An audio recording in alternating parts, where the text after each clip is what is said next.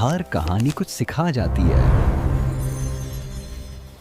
क्या आपने कभी सोचा है कि अगर आपको एक ऐसा दरवाजा मिले जो आपको कहीं भी ले जा सके, तो आप कहाँ जाएंगे?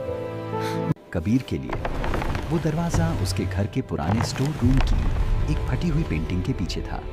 जैसे ही कबीर ने उस छोटे से सुनहरे कुंडी को घुमाया, वह एक ऐसी दुनिया में पहुंचा जहां पेड़ बातें करते थे और बादल रंग बदलते थे। लेकिन वहां एक बड़ी समस्या थी।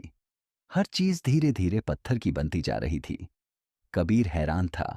उसे समझ नहीं आ रहा था कि इस खूबसूरत दुनिया को किसका श्राप लगा है। उसने देखा कि सुंदर फूल और घास भी अब बेजान पत्थर में बदल रहे थे। हवा में एक अजीब सी खामोशी। कबीर को वहां एक छोटा सा रोता हुआ खरगोश मिला।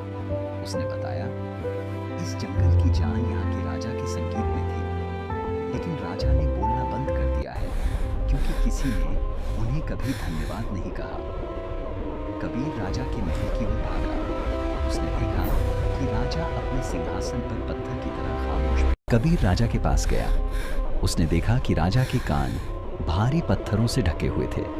ये वो कड़वे शब्द थे जो लोगों ने सालों से उन्हें कहे थे। कबीर डरा नहीं। उसने राजा का हाथ पकड़ा और धीरे से कहा, आपका संगीत बहुत सुंदर था, आप बहुत अच्छे हैं, शुक्रिया। कबीर के इन शब्दों में एक अलग ही ताकत थी। कबीर के एक छोटे से थैंक यू ने जादू कर दिया। राजा के कानों से वो भारी पत्थर गिर गए। राजा ने अपनी जादुई सुनहरी बांसुरी उठाई और एक ऐसी धुन छेड़ी कि पूरे जंगल का पत्थर फिर से मखमली घास और रंग बिरंगे फूलों में बदल गया। पूरी दुनिया फिर से चमक उठी और चारों तरफ खुशियां फैल गई। कबीर वापस अपने स्टोर रूम में आ गया। अब वो फटी हुई पेंटिंग बदल चुकी थी। उसमें राजा और कबीर साथ खड़े मुस्कुरा रहे थे। कबीर समझ गया कि दुनिया बदलने के लिए जादुई दरवाजे की नहीं, बस एक मीठे शब्द की जरूरत है। याद रखिए, कड़वी बातें पत्थर बनाती हैं और मीठे शब्द जान डाल देते हैं। आज आपने किसे शुक्रिया कहा?